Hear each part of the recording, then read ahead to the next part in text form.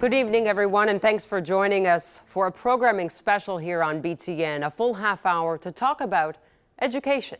Students, teachers, and staff nationwide went on a roller coaster during the pandemic, trying to learn, distance learn on the fly, safety protocols on a moment's notice, and everything in between. It made the actual educating pretty difficult, to say the least, for the students and the teachers.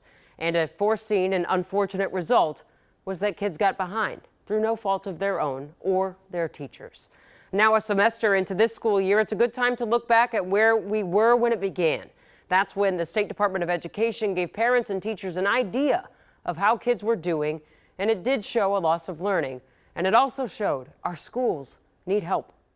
It is impossible to measure the toll the pandemic has taken on Minnesota schools. But statewide testing can offer a glimpse into one aspect of the struggle. For the second straight year, less than 1/2 of Minnesota students met standards in math. Though that's actually a slight improvement from last year, students who met standards for reading fell to 51%. And just 41% met standards in science. It is not a new scenario that we have students that are struggling, but what we know is that we have more students now. Education Commissioner Heather Mueller We have work to do together. Says for the first time since 2018, that work includes an accountability report to identify schools and districts most in need of support. Using test scores and other federal guidelines, the state has identified 371 public schools and 15 entire school districts in need of varying levels of support. 46 of those schools are in need of comprehensive support across multiple areas, with another 103 high schools needing comprehensive help improving graduation rates. That support will come through a 3-year program called Compass,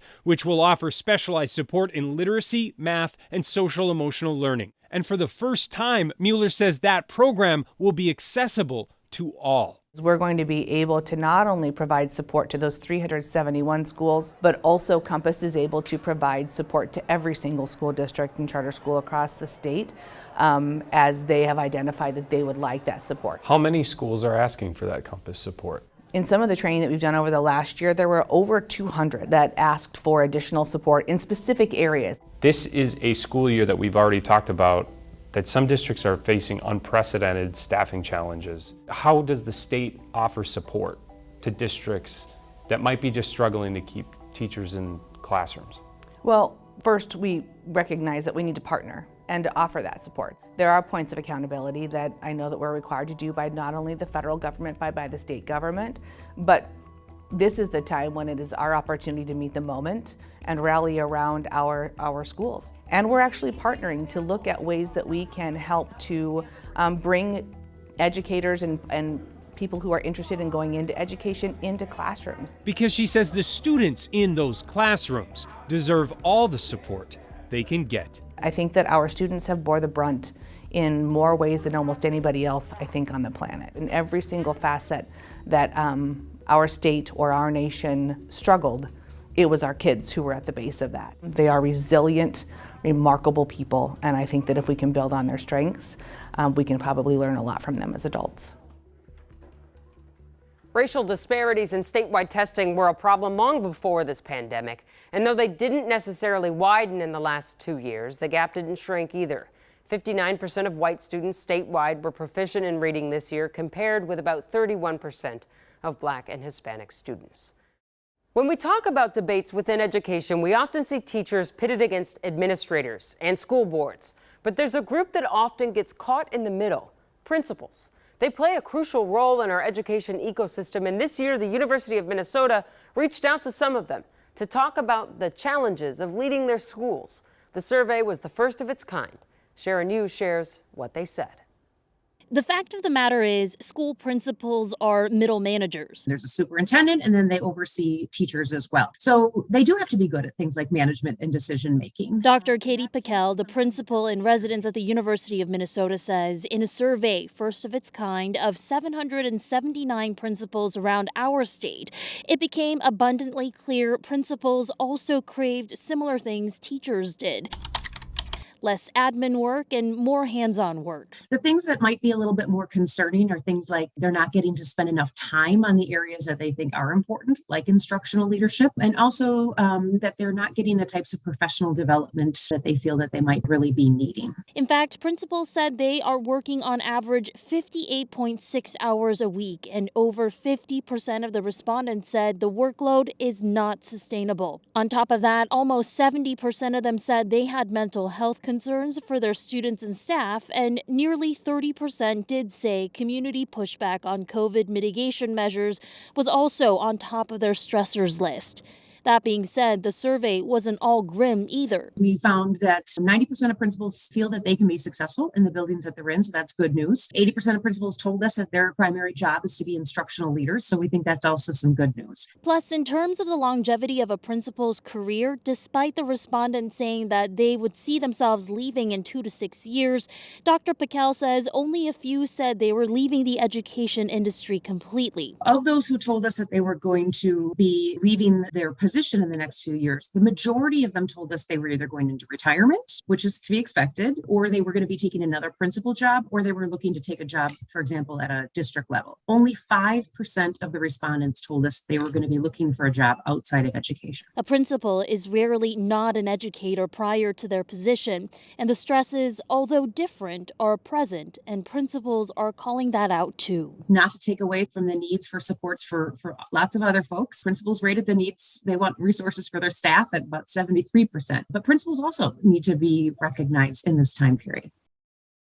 So what do we do with all that data and information? Well, the survey has only been done one time, so they'll continue to collect more.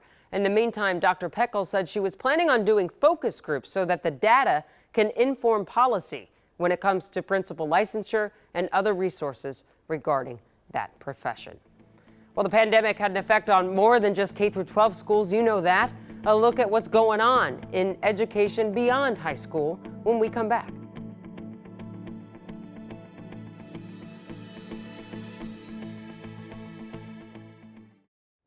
Welcome back. So we spent the last 10 minutes or so talking about elementary through high school education, but higher ed and trade schools changed too due to the effects of a pandemic.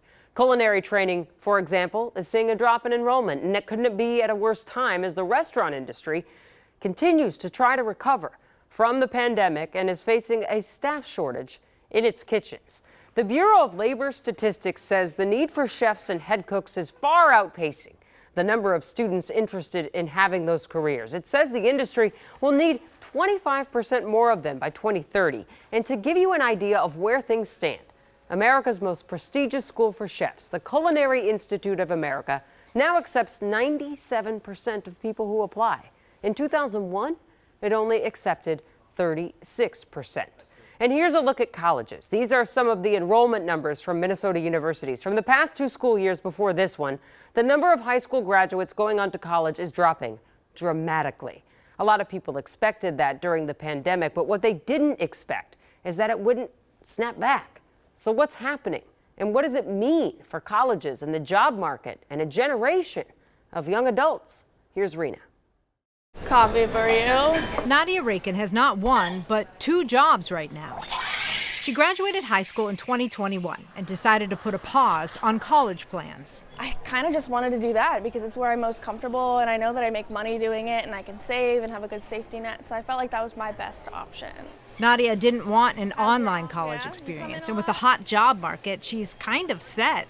Know someone like her? You probably do. There are now, 1 million fewer students enrolled than there were 2 years ago before the pandemic. Doug Shapiro's with the National Student Clearinghouse Research Center. He says enrollment is down at 2- and 4-year colleges and universities all across the country, the biggest drop in 50 years. They have doubts about the value and the potential earnings payoff that might come from a degree.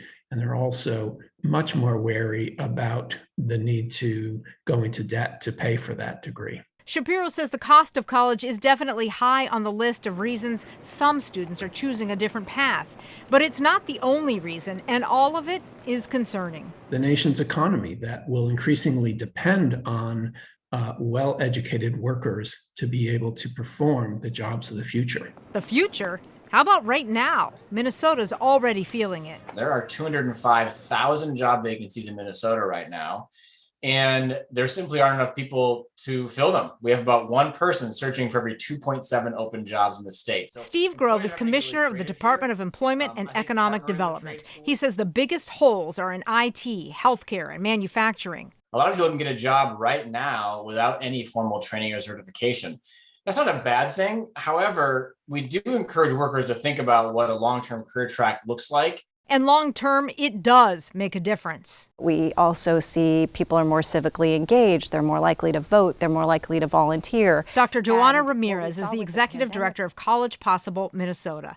They help low-income and predominantly minority students make college a reality. And when the pandemic hit, it's those very students who were impacted the most, either losing the job that helped pay for school or having to quit school to work. We are addressing the declining enrollments in some creative ways. Minnesota State says it has seen a decline in enrollment since 2011, but the pandemic accelerated that.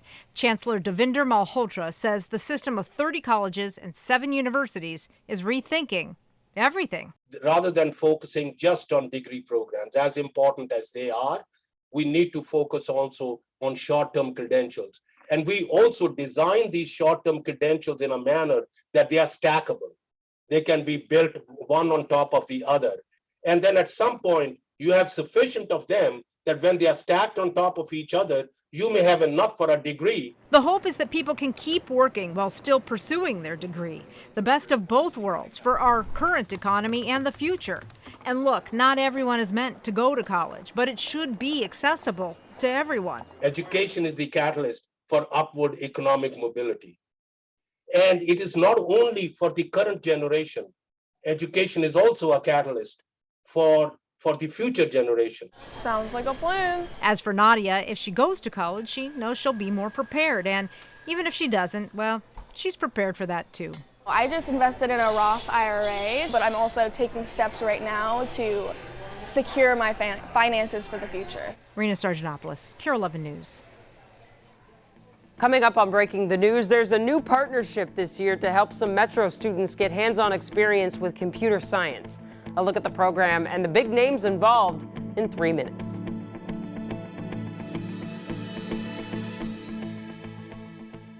What is Near Me? If you're out at UC News near you, just open the KARE 11 app and go to Near Me at the bottom right. Then tap Share with Us. Upload your photo or video and tell us about it. Hit Submit, and once you see success, your news has reached our team at KARE 11 News.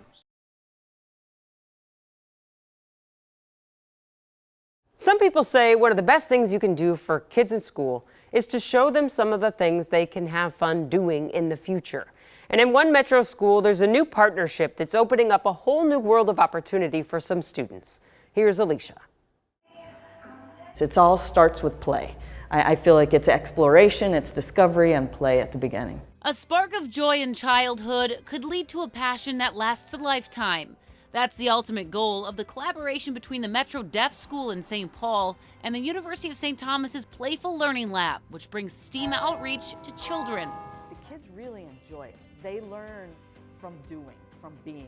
Susan Outlaw, the Metro Deaf School's executive director, works with the team from the Playful Learning Lab and Professor Anne-Marie Thomas to find creative and engaging ways to get students interested in computer science. So this could be working with circuses to teach physics, or designing a way to sculpt electrical circuits, or working with the rock band OK Go to use their music videos to create lesson plans for teachers around the world. Now, Google is expanding the opportunities with a $110,000 grant. One of the goals is to broaden participation in research computational thinking as well as computer science in the K-12 education systems. Another is to provide stipends to Metro Deaf School teachers and staff working at night and taking extra classes and workshops.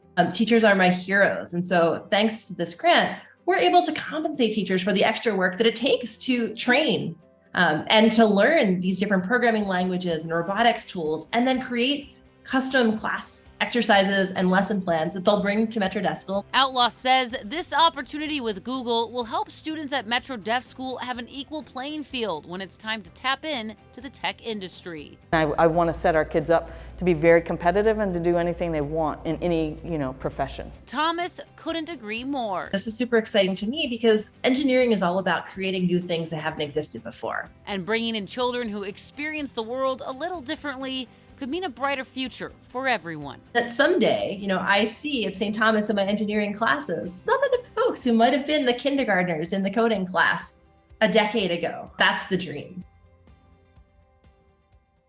To the top. Good job. Come on. What's the one? Learning also isn't always just about being in the classroom. Sometimes it happens in the ring. Good job. Good catch, Will. I saw it. Earlier this month, we checked in with Coach McDonald at Lucy Laney Elementary, where he puts in the extra hours and gives so much to lead the school's boxing program. Lunges. In hopes of teaching life lessons. And that's all we're doing. Uplifting, never tearing down. Always uplifting, empowering the kids, and I try to do that day to day. If they're not getting it from home, they're getting it from Mr. McDonald. We also have an update since that story first hit the air. Coach McDonald was training with one of his students, Lavender Nelson, a 5th grader who had 6 national titles and was going for 7. She was in Texas for the USA Boxing Championships, and she won that 7th title. Ultimately, she says she hopes to have the most national wins of any girl in the ring. When you think school spirit wear, you might think t-shirts, sweatshirts, but one Metro school has something new this year, and it's pretty cool. It's coming up next.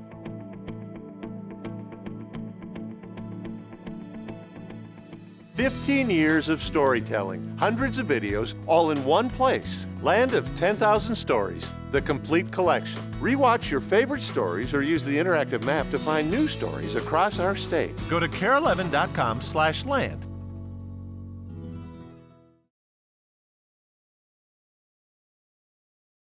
To close our show, we want to flash back real quick to the start of the school year as students were headed back to one elementary school, getting all sorts of school gear from shirts and folders to a new item at their school store.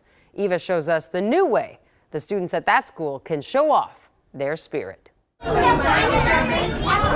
It's the Back to School open house at William Byrne Elementary. Excitement's building with student-teacher introductions. I will see you on Tuesday, I guess. You want green? Frozen treats. And Bulldog t-shirts for sale. $10. But this year, there's something else you can add to that list. I want it for your first day of school. School spirit hijabs are being sold for the first time ever for young girls. Every student deserves the opportunity to express their school identity and to have that feeling of belonging. And Carla Valadez, a parent volunteer and spirit wear coordinator, was excited to make that happen. Last year, the school's Somali cultural liaison, Marian Ali, suggested the parent-teacher organization find a way to offer their Muslim students who are girls a way to join others in wearing something with Buster the Bulldog on it. I was, of course, so grateful that she identified this need in the community, and it was an enthusiastic yes.